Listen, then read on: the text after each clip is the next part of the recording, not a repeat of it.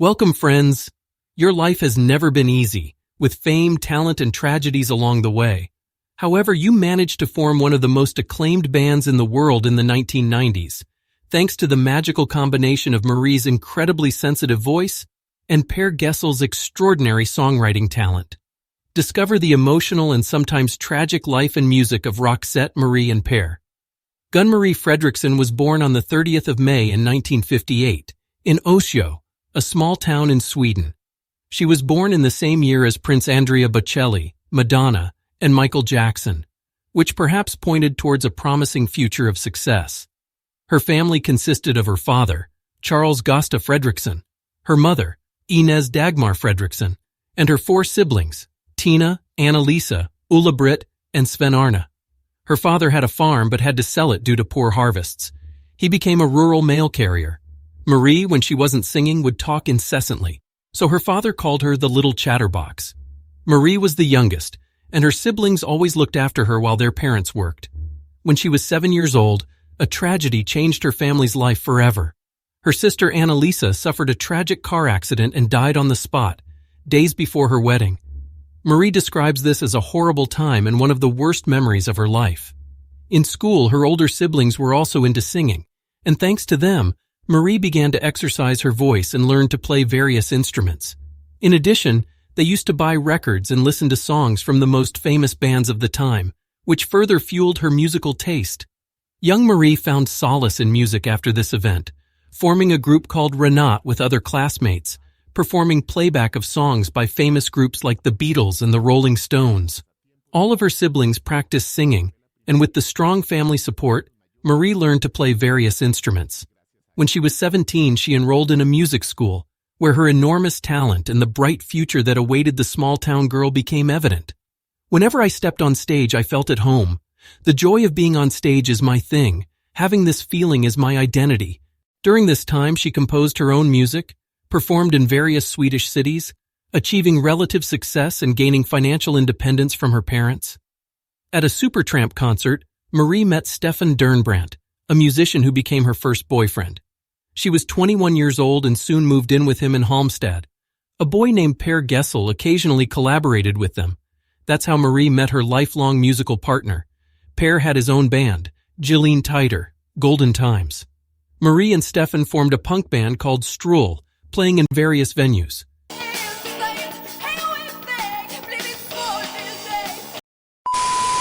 Marie left her boyfriend and started a relationship with Stroll's leader Martin.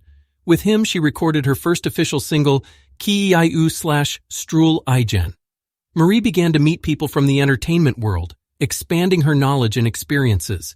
In 1981, her father Charles, who was an alcoholic and abusive to both his wife and children, died of a heart attack.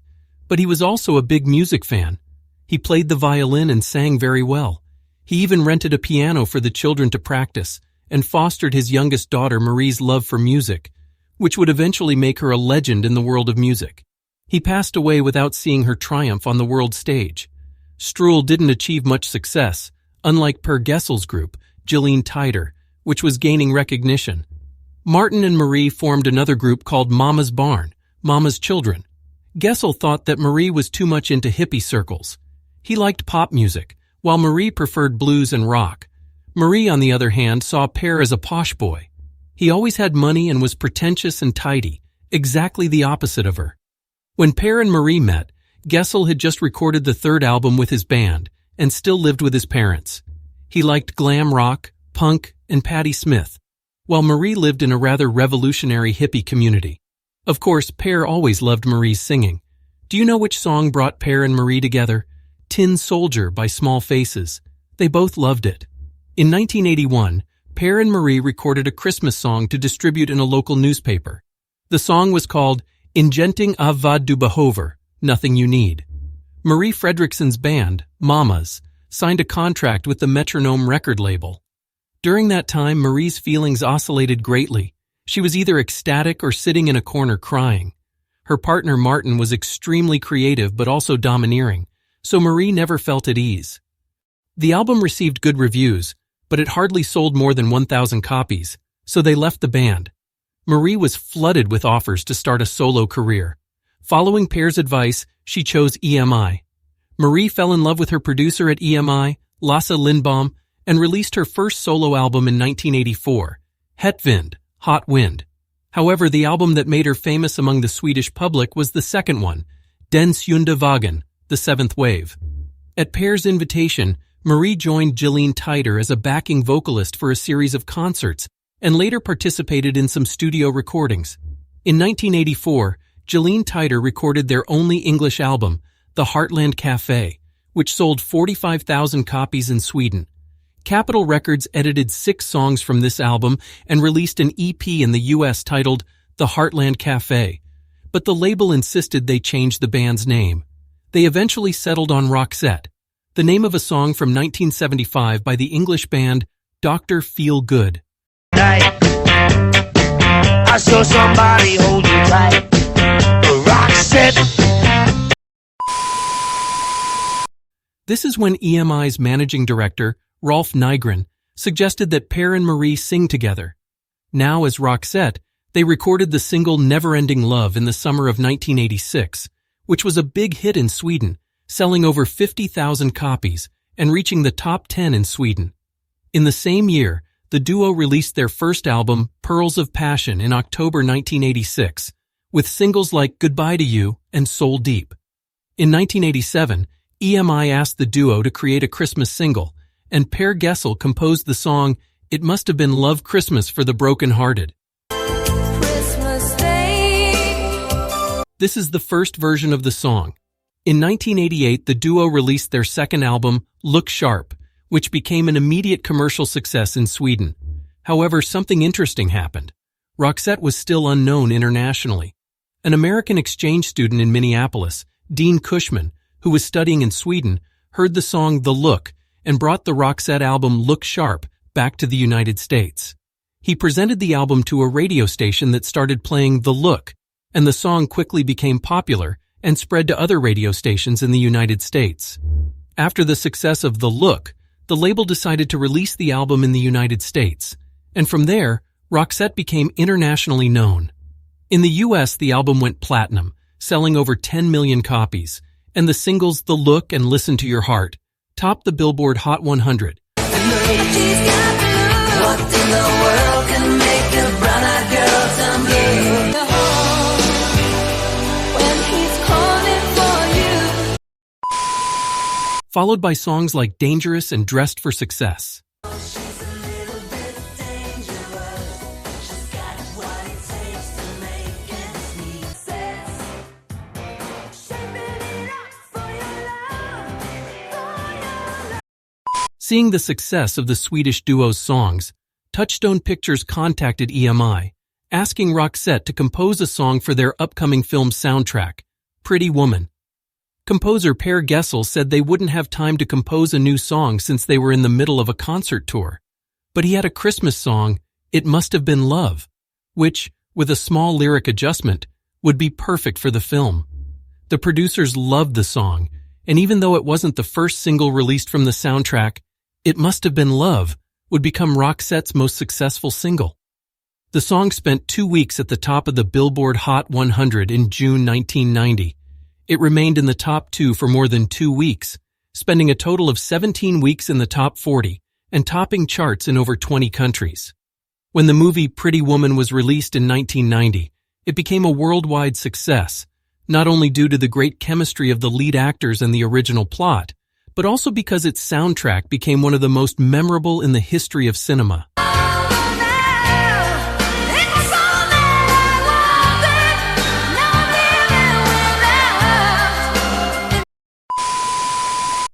Roxette was dominating the world, and their success seemed unstoppable.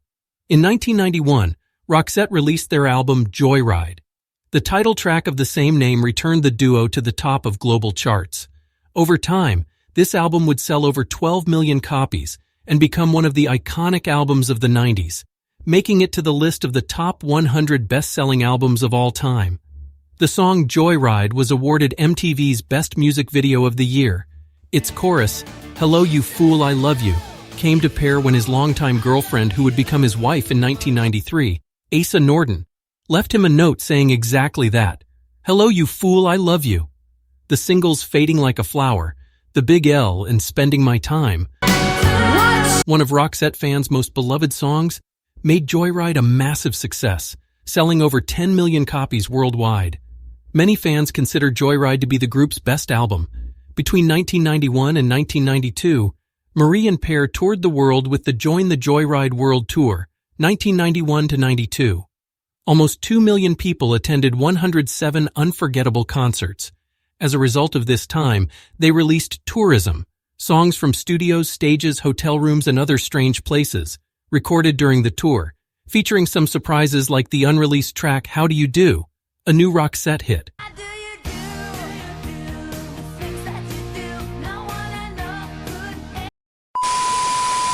In just 3 years, Roxette achieved international success, selling 30 million records, topping the Billboard charts 4 times, and touring the world. From the beginning, there were strong rumors of romance between Roxette members, but they both always denied anything beyond a working and friendly relationship. In Per's own words, "I've always described our relationship as brother and sister since we met as teenagers. We've never had a romance, which I think is very good for the work we do." By that time, Per had already met his future wife Asa, but Marie felt very lonely, especially when on tour, and she drank heavily. That would change when she met Mikel Bolyos. They met in Sydney. It was a love affair so strong that they got engaged within 3 days. Mika became her husband in 1994. In 1993, they released the song Almost Unreal, which was used in the soundtrack of the movie Super Mario Bros. The movie was a box office disaster, but the song was well received and topped the UK charts. They made history as the first non-English band to record an MTV Unplugged in Stockholm.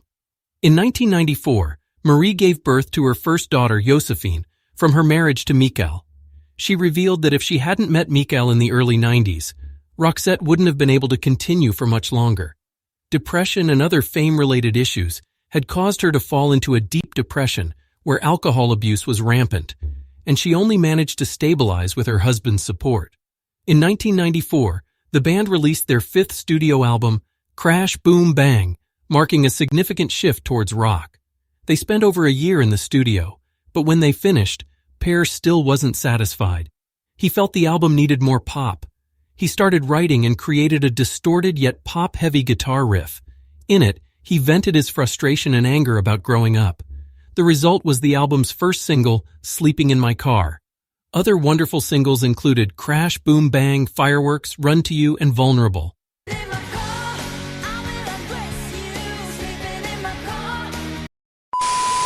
They embarked on their second international tour, the Crash, Boom, Bang World Tour 94-95, with 80 memorable concerts across Europe, Asia, Africa, and South America, including a visit to China, becoming the first major Western band to visit this legendary country.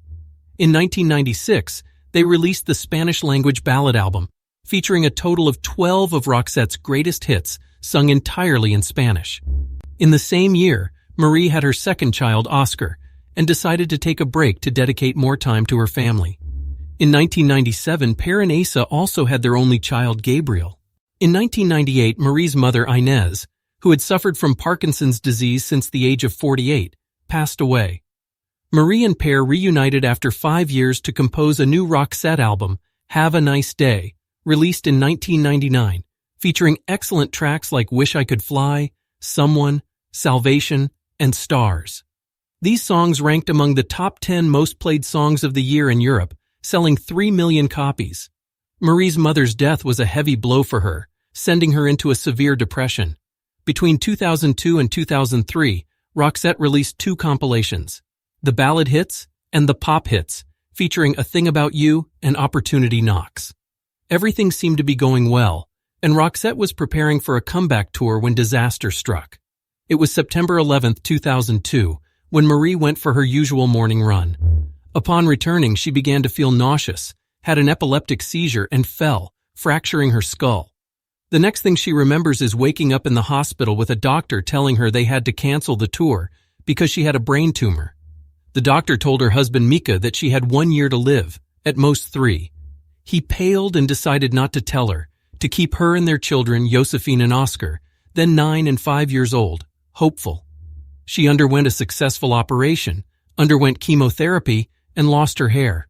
The media constantly speculated about her health, making her family life very complicated. Aggressive medical treatments caused Marie to lose sight in one eye, partial hearing loss, and limited mobility for an extended period. She even went nearly 2 years without being able to say a single word due to the tumor. Despite the severe consequences of the illness, Marie fought until the end and never stopped working, releasing more albums with Roxette. In her final performances, she appeared seated and supported by an elegant cane, always wearing her captivating smile. Her last performance was in February 2016. In 2019, just a few months before her passing, the indefatigable Marie published her autobiography titled Listen to My Heart. Unfortunately, Marie Fredriksson passed away on December 9, 2019, at the age of 61, after battling cancer for the last 17 years of her life. Per Gessle composed the song Around the Corner, the comfort song, in tribute to Marie, writing these words, You need it bad. Sometimes the laughter just makes you sad. Time goes by so quickly. It wasn't that long ago we spent days plus nights in my tiny apartment in Halmstad, listening to music we loved, sharing impossible dreams. And what a dream we eventually got to share. Thank you, Marie. Thanks for everything. You were an outstanding musician, a master of the voice, an amazing performer. Thanks for painting my black and white songs in the most beautiful colors. You were the most wonderful friend for over 40 years. I'm proud, honored, and happy to have been able to share so much of your time, talent, warmth, generosity, and sense of humor. All my love goes out to you plus your family. Things will never be the same. The legacy of Roxette, Per Gessle, and Marie Fredriksson is forever etched in the hearts of generations of music lovers around the world, past, present, and future. All that's left is to enjoy their music. This is the memory Marie Fredriksson and the band Roxette leave us with. Leave a comment with your opinion about this great performer and who you'd like us to talk about in future editions. If you enjoyed the content, remember to share it on your social networks and with your friends.